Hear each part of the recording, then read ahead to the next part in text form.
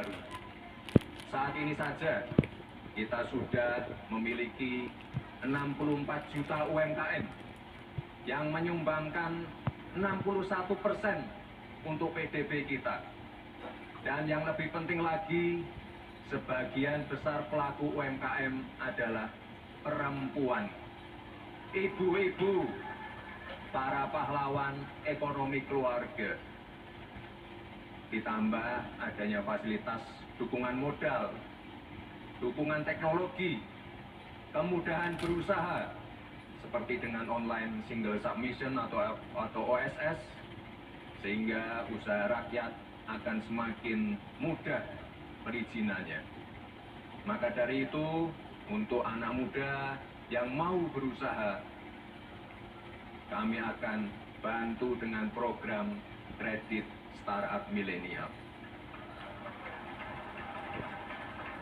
Sebagai bangsa yang berdaulat, kita tidak boleh pasrah hanya menjadi pasar.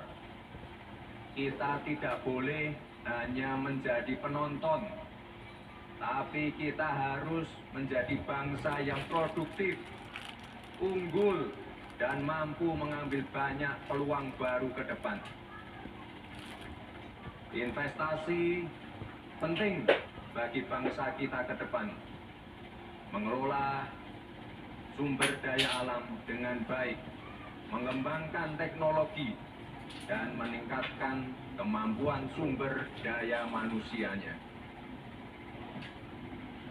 Hal yang tadi saya sampaikan tidak akan bisa kita raih tanpa hilirisasi di berbagai sektor. Hilirisasi ini sangat penting untuk kita pahami bersama.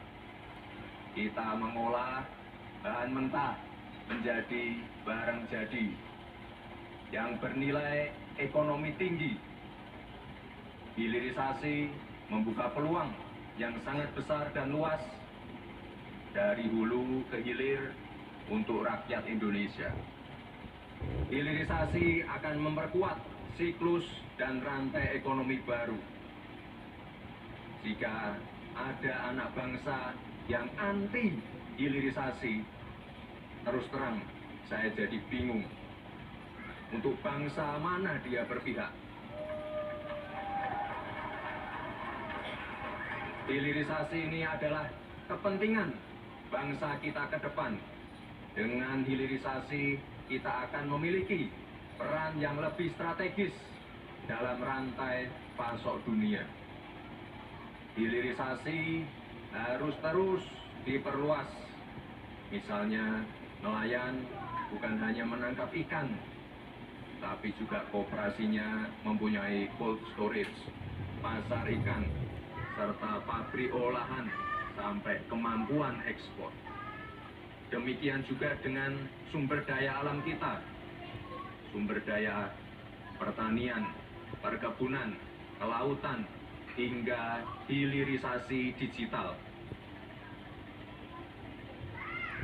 Hilirisasi digital memerlukan anak-anak muda yang ahli di bidang data scientist, AI researcher, video game designer, UX designer, robotic engineer, blockchain engineer, machine learning engineer, fintech, cyber security, dan lain-lain. Manfaat hilirisasi juga akan dapat menciptakan tenaga kerja hingga 19 juta lapangan kerja dalam 5 tahun ke depan. Ini adalah peluang yang sangat luar biasa, khususnya untuk generasi milenial, generasi Z, kaum perempuan, dan juga kawan-kawan disabilitas. Maka dari itu, hilirisasi akan berhasil jika kita sebagai manusia Indonesia mau terus mengasah skill atau kemampuan masa depan. Surplus SDM dengan usia produktif seperti ini adalah berkah yang besar untuk bangsa kita yang disebut bonus demografi. Dengan puncak pada tahun 2030 dan selesai pada tahun 2045. Tapi ternyata bonus ini datang bersama tantangan masa depan atau future challenges. Maka kita perhatikan betul dari kebutuhan mendasar, seperti antaranya makan siang dan susu gratis untuk ibu hamil, siswa, dan juga santri. Kesehatan dan gizi rakyat harus terpenuhi, karena kita juga menghindari stunting, terutama sejak dalam kandungan sampai berusia 2 tahun.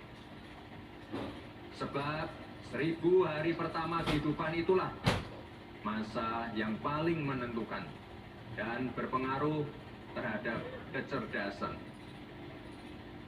Oleh karena itu, kami bertekad untuk terus menurunkan angka stunting dan berkomitmen terus menyempurnakan upaya yang telah dilakukan. Hal yang penting ke depan adalah pendidikan yang relevan. Tantangan zaman now harus dijawab dengan solusi zaman now. Tantangan masa depan harus dijawab dengan solusi masa depan. Pelajaran-pelajaran yang diperoleh harus dipastikan dapat meningkatkan kemampuan future skills yang mampu membuat anak-anak mengubah future challenge menjadi future opportunity.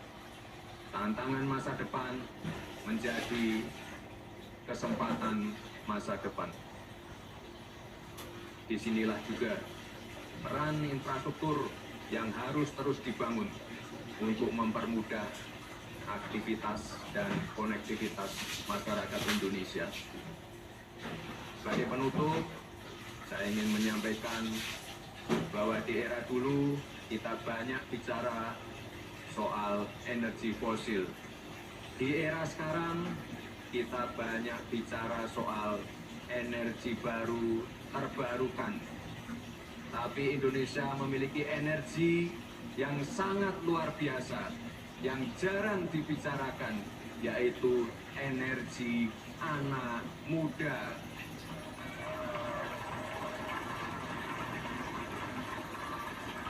Penghargaan yang setinggi-tingginya kepada Pak Prabowo Subianto yang telah memberikan jalan bagi saya mewakili anak-anak muda.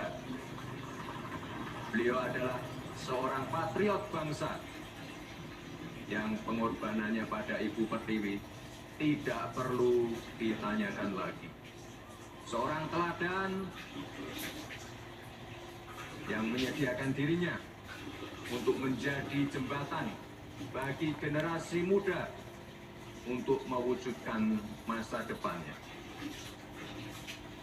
Terima kasih Pak Prabowo. Dan saya ingatkan sekali lagi untuk teman-teman yang ada di sini, datang ke TPS, coblos nomor berapa? Coblos nomor 2, Prabowo Gibran. Sekian, terima kasih. Wassalamualaikum warahmatullahi wabarakatuh.